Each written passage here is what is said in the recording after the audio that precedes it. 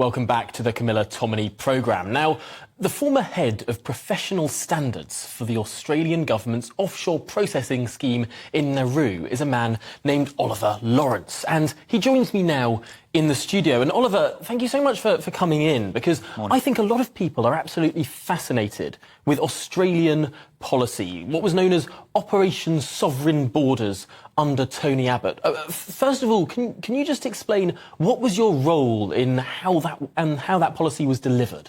Yeah, so my role, in essence, was to support asylum seekers and refugees with complaints they made about the system we had in place. So Nauru was a very complex facility with a lot of infrastructure, and we had a lot of Australian expats there from Broad Spectrum, Wilson Security and Australian Border Force, looking after the care, the safety and security of asylum seekers and refugees. And my job was to respond to complaints they had and to implement additional policies where we thought we needed to provide additional care and support. And ultimately, if we did things wrong, hold our staff accountable.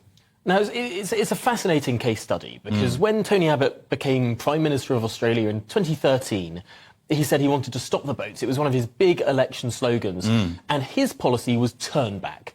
Against what some people would say was international law, to international condemnation, he turned boats back, tugged them back to Nauru. But I suppose there was a lot more to it than simply turning back the boats. Hugely. You know, it was a very complex policy. In terms of 2013, came in with a primary mandate to turn back the boats and stop them. We were losing people at sea, and nobody wants to see men, women and children dying in the oceans off the Australian coast. So this policy came in 2013, Operation Sovereign Borders. We established Nauru and Manus Island as two of the processing centres, and the message was quite clear.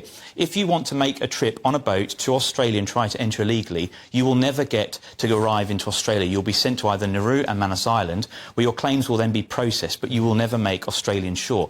It was incredibly complex. The infrastructure that was placed into both those remote areas was in the billions. And then on top of that, you've got the staff and the specialists supporting people with both medical concerns. You've then got the infrastructure behind education and social and welfare of these people, because we have to remember there are hundreds of millions of displaced people around the world. Australia recognised that, but equally they wanted people to come through a legitimate, lawful process in terms of applying through a third-party country. So these enormous facilities that were established outside of mainland Australian territory, how many billions of Australian dollars are we talking, and what sort of infrastructure was running there?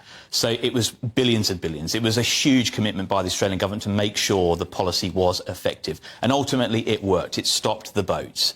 And so you're looking at sort of various different centres to support different cohorts, single adult females, families, single adult males. Everything was covered to make sure people's needs and expectations were met. And ultimately then you'd have a rotation of staff that would come in and off the island to make sure that care and support was provided 24 hours a day, 7 days a week, 365 days a year. And I had never worked with so many remarkably talented individuals supporting people who'd come from very, very distressing backgrounds.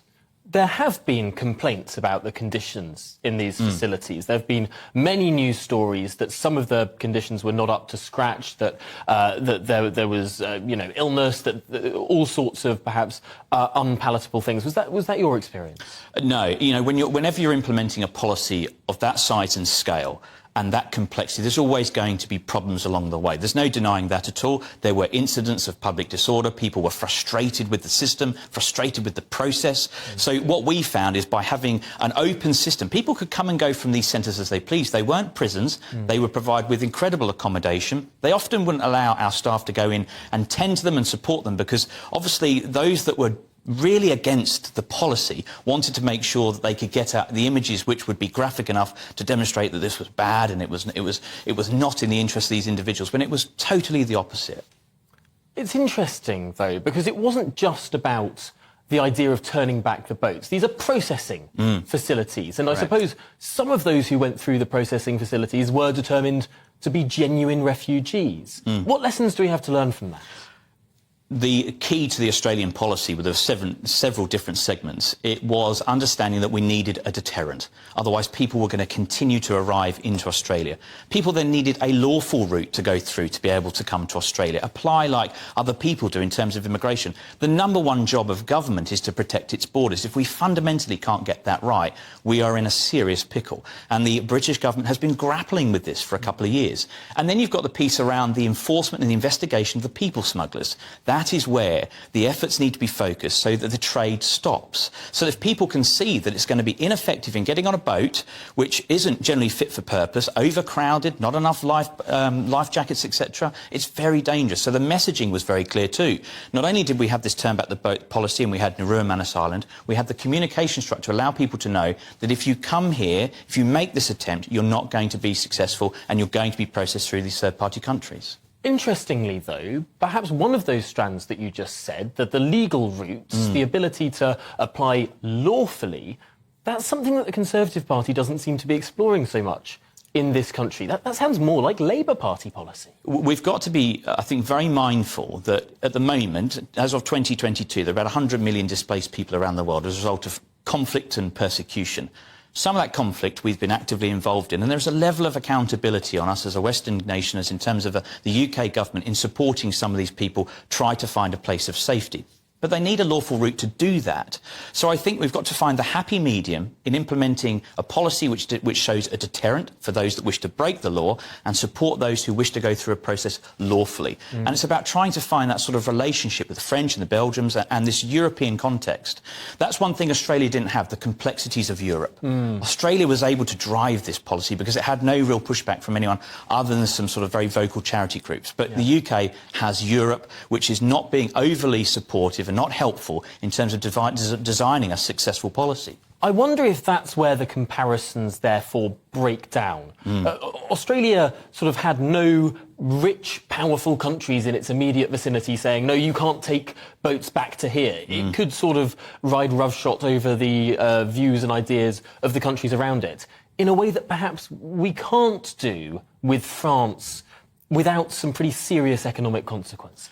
Well, yeah, and I think with this and serious economic investment, you look at the Rwanda setup. Have we really researched, around that particular policy? At the moment, for me, it feels very band-aid. It feels to me like there's an election cycle coming, and we're going to put things into place quickly to show the electorate that we're doing something. But are we really doing something? Are we really making the bold decisions? Are we really making the bold moves? Because as you said, under Rishi Sunak's premiership, 25,000 have arrived. He's only been in power a very short time. So clearly the messaging that he's getting out is not working. You've got to be fair, firm and decisive with the policy. That is the key to success. It is so interesting because the policies seem to have been so muddled coming out of the government. It seems like we get a different scheme or gimmick each week without that clear sense of direction. And I wonder, what is your view, as someone who worked at the heart of the Australian system, what is your view of the Rwanda scheme? Because a lot of people might think that this is offshore processing, when it's nothing of the sort. No, it's just picking up a cohort of people that have tried to enter the country, dropping them off and wishing them the best of luck from what I can see. And I think if I was Suella Braverman, if I was the Prime Minister, I would be picking up the phone to people like Tony Abbott or the former head of Australian Border Force, Raymond Quadrig, and having conversations saying, how are you so successful about this? There's always going to be this huge divide as to whether people agree with it or not. But ultimately, if the experts are out there, if you found a policy which has been successful, albeit it was contentious and there were challenges, find the people that can help you design something which you can implement, which will be a success. And make sure that you don't have, we've just brought a barge on board. We've put a bunch of people on it. We've determined it's not safe for them to be on there. We've taken them all off again. So it's a bit of a circus at the moment. We've really got to take the bull by the horns, reach out to the experts, ask for help, nothing wrong with that, and implement a policy which works.